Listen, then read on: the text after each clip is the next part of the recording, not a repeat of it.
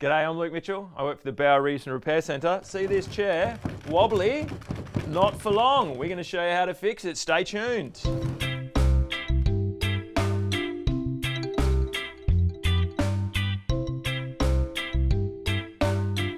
First thing we're not going to do is jam some screws in there. That's a temporary fix, but over time those screws are actually going to cause damage. So what we're going to do is pull this chair apart and then re-glue it back together. So what I'm doing here is I'm just going to label these components so that when we take this chair apart, we're going to remember where everything goes. I'm not going to label this big one in the middle because I'm not a complete moron.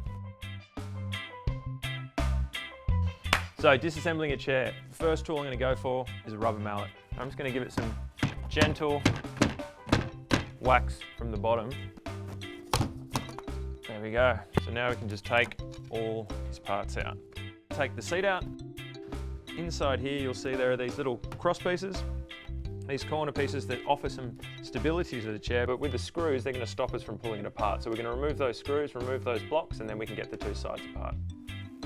So I'm going to get my rubber mallet again, and we're just going to tap all the joints as we go and try and separate these two sides of the chair. All right, so this joint here is becoming it's a little bit more difficult to get apart with the mallet, so I'm going to grab another tool, a little pry bar here, like a mini crowbar, and I'm going to use that to try and pry this joint apart. What I want to be careful of is the hard metal of this crowbar can actually damage the wood as I'm using it, so I'm going to put this little paint scraper in between the timber to protect it.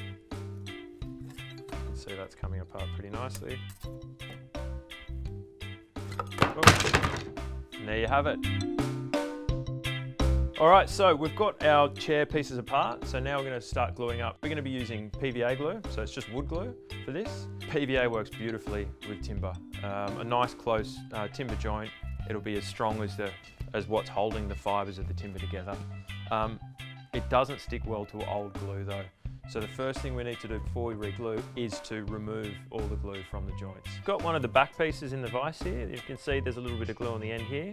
So we're just going to get a nice sharp chisel, making sure our hands are behind the chisel so we don't cut ourselves, and just slowly pry or work that glue off. Try not to get too much, or any if you can help it, of the actual timber. Once you've got all that stuff ready to go, you can just start gluing up. I'm going to start by putting a bit of glue on the inside of the hole, making sure that I get it around all the edges.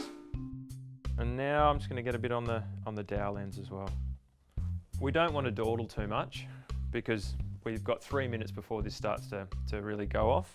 I'm going to insert those dowels gently into those holes.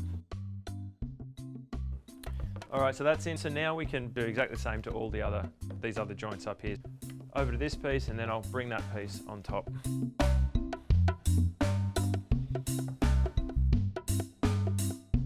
Now we need to get some of our clamps and actually apply a bit of clamping pressure to make sure those joints have closed up nicely, and this will hold them in place while the glue dries. Okay, so I got that first clamp on. So now we get number 2. The last one to do is this bottom cross brace, and then just tighten that up. And that doesn't need much. So now we have to get the backrest and put all those components back in here. As I've got all my pieces numbered, I actually know which way they're going to go in. So I'm going to start with number 1.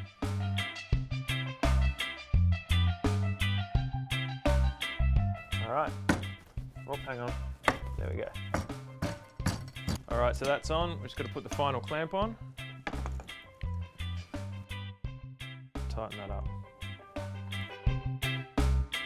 There's a little bit of cleanup to do. It's all water soluble, so it cleans up pretty easily.